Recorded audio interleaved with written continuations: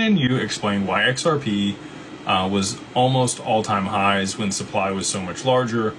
Won't matter soon. God bless. Thank you. So supply wasn't larger.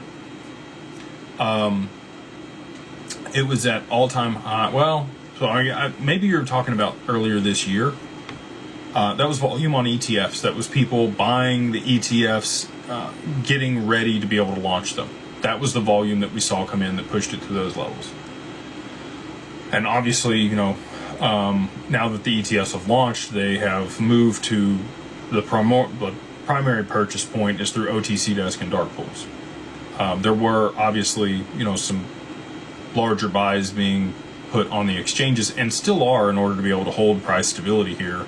Their TWAP or VWAP into the market over a period of time with large sums of cash in order to be able to maintain price stability and reduce the vol and get the best price for, because they do have a fiduciary responsibility to get the best price for the XRP.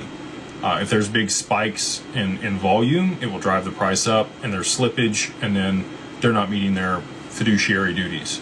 So they have to exhaust the OTC desk and dark pools, and if they are going to buy on the exchanges, they're doing it through TWAP so that they're getting the best volume weighted price over a period of time. All that being said, in 2017, when we hit $3.84, which was actually like early 2018, that was when Ripple locked up the escrow. So there was literally a supply shock with half of the supply available out there for purchase.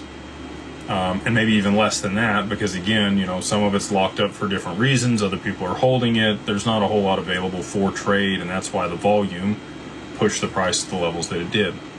And that's what's going to happen here again when the OTC desks are eaten up, when the dark pools are empty, and they have to go to the exchange with all of the volume and the demand that they're going to see at one time.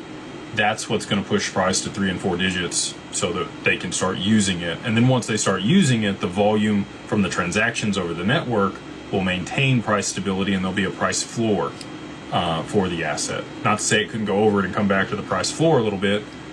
That's possible.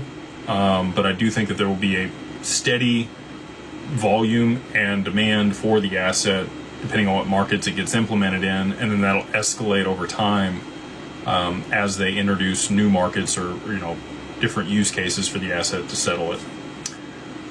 So hopefully that's helpful for you. And again, appreciate the super chat, and I'm sorry I missed the other ones.